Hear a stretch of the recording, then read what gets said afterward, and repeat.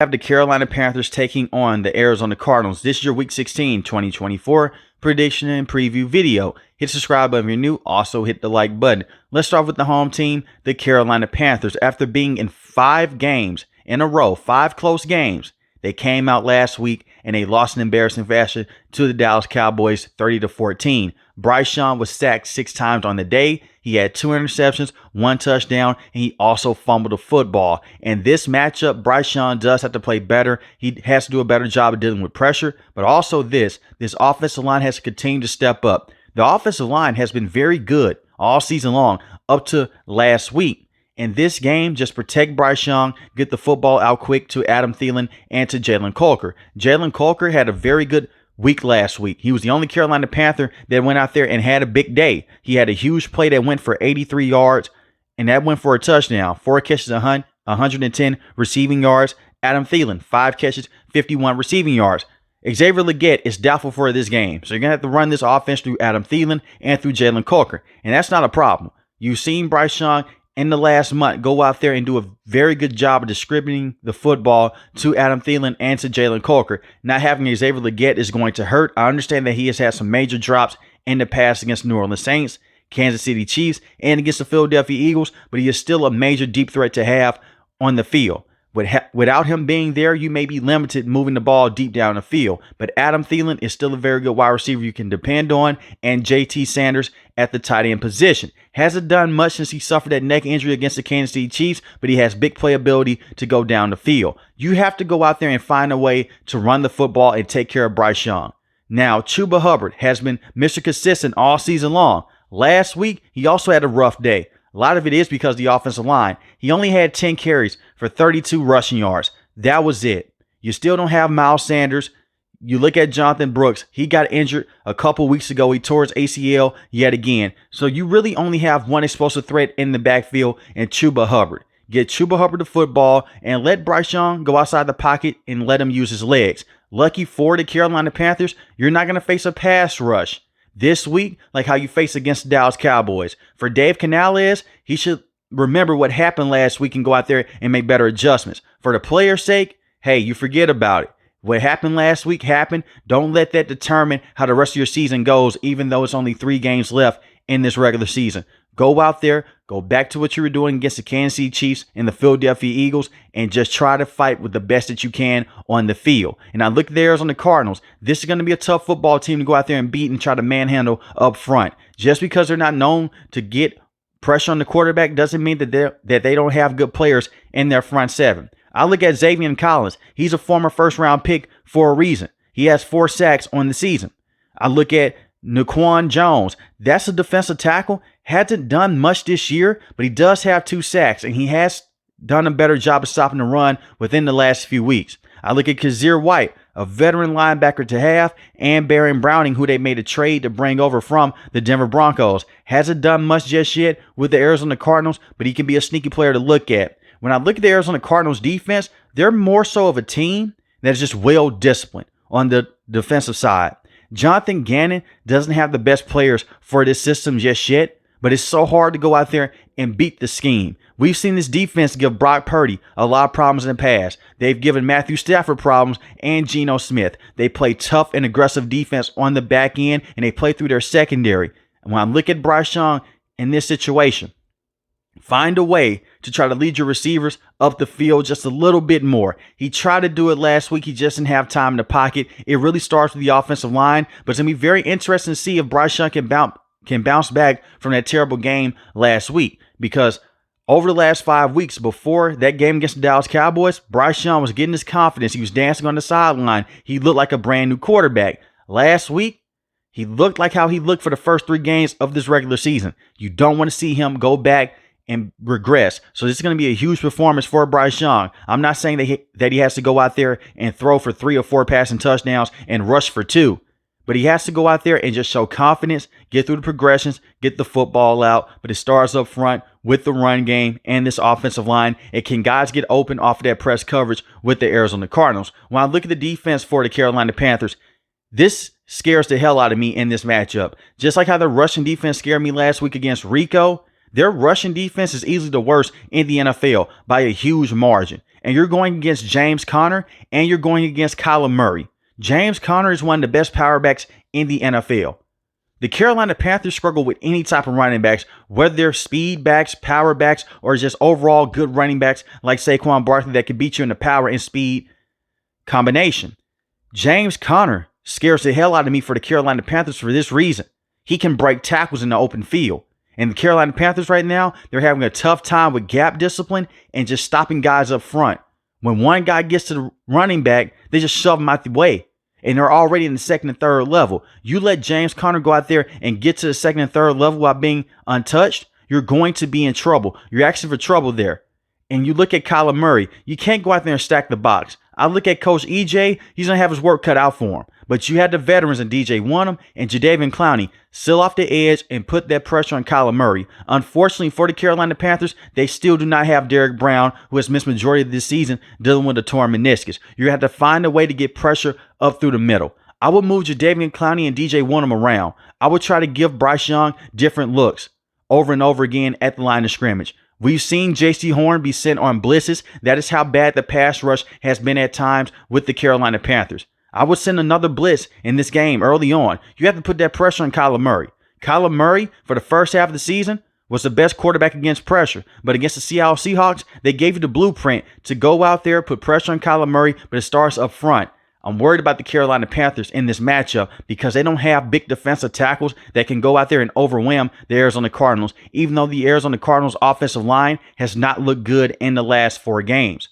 But I look at this defense for the Panthers. On the back end, you have J.C. Horn, you have Xavier Woods. You gave up some big plays to CeeDee Lamb last week, and CeeDee Lamb can move all over the field. When I look at a guy like Marvin Harrison Jr., you want to take him away. But you take away Marvin Harrison Jr., I don't know who's going to go out there and guard Trey McBride, the big tight end for the Arizona Cardinals. Coach EJ has to find a way to go out there and scheme up that pressure up front. It doesn't matter what you do in the back end. If you can't put pressure on Kyler Murray and you let him run around, you're going to be in major trouble. Kyler Murray has a very weird skill set. He's a quarterback that has the ability to take off and run, but he's not always looking to take off and run. He's looking to go out there, evade pressure, and to keep the play alive. He could throw a deep shot down the field, similar to what Josh Allen did last week against the Detroit Lions. Kyler Murray is a very good quarterback. If you can't put that pressure on him and you can't confuse him on the back end, this may be a blowout for the Carolina Panthers, because I do not believe the Carolina Panthers offense can go out there and continue to score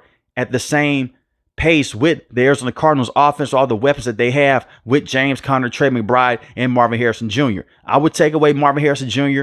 I would put J.C. Horn on him. He's your number 1 corner for a reason. And I would put roll coverage on Trey McBride. I would put a double team on him, especially in second and third down situations. I would make someone else go out there and beat me if I'm Coach EJ, whether it's Greg Dortch or someone else like Michael Wilson. And Michael Wilson does have big playability. I will live with that. You could put Michael Jackson on him, and I believe that you can live with that decision. And you can have safety help over the top. But you cannot let a guy like Marvin Harrison Jr. go out there and have a roll on you. And Marvin Harrison Jr. did not have the best week last week against the New England Patriots. The number one thing that I'm concerned about in this matchup for the Carolina Panthers is their rushing defense, because the Arizona Cardinals will go out there, they will have 5 to 6 minute drives, and they will try to make you play from behind, and then you're playing it to the hands of Jonathan Gannon. He's going to pin his ears back, send pressure on Bryce Young, and you're trying to go out there and score repeatedly with them. You're going to be in a bad situation. Pay attention to who wins the kickoff. If the Carolina Panthers get ball at halftime, that's the best case scenario. If they don't, I can see the Arizona Cardinals going out there, running the football in them on a repeated basis and getting the football back at halftime and just bleeding clock to get them in and out of this game. But the Carolina Panthers, they have a shot on the offensive end. It just depends on Bryce Young and his confidence in this matchup. Now let's talk about the Arizona Cardinals. It was a complete opposite. The Carolina Panthers went out there, they suffered a tough loss. We've seen Kyler Murray and the Arizona Cardinals come up short against the Seattle Seahawks within the last few weeks. Last week was a great bounce back win.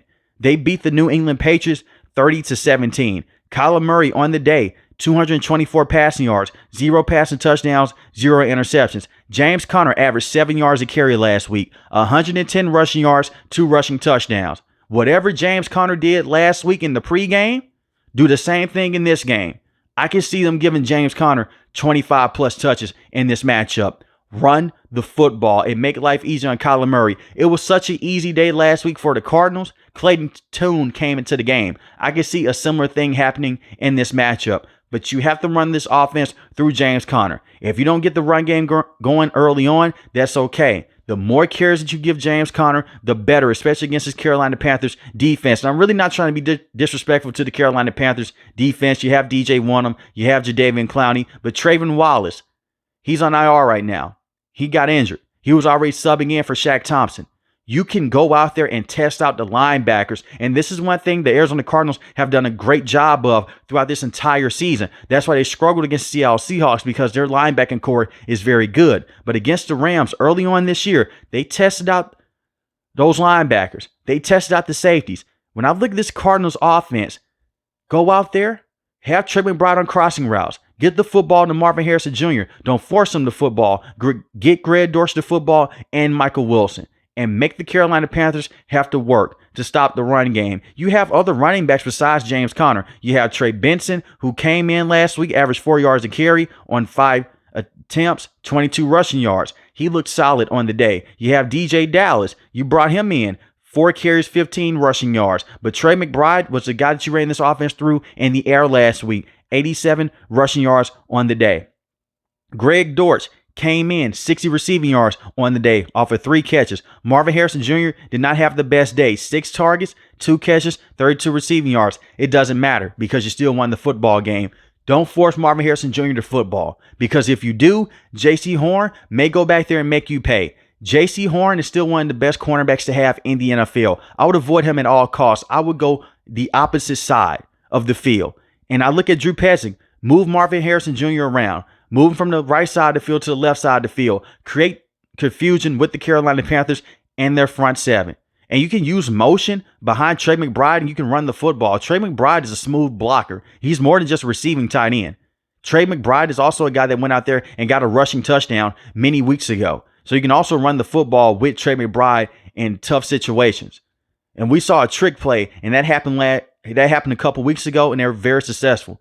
Just out physical the Carolina Panthers and the Arizona Cardinals, they have the ability to do this. They did this against the Los Angeles Rams. They did this against the Los Angeles Chargers. And even though they lost those 2 games against the Seattle Seahawks, in that first encounter, they were playing rough and tough football all day long. Make the Carolina Panthers have to match that intensity on the defensive end. When I look at the defense for the Arizona Cardinals, it's a bit weird. They don't have a true number 1 pass rusher that can come off the edge. Obviously, B.J. Ojulari has missed his entire season dealing with an injury, and that does suck. This would have been year number 2 for him on the field, and he had 4 sacks last year from LSU. You have Darius Robinson, who you drafted in the first round. He's missed majority of this season dealing with a calf injury, but he's been able to play over the last couple of weeks. You have to put pressure on Bryce Young. I'm worried about that in this matchup. Last week, you saw Drake May. It was some times where Drake May was very comfortable inside the pocket. He did get sacked twice. He did throw an interception. You have to find a way to just go out there and make Bryce Young see bodies up front.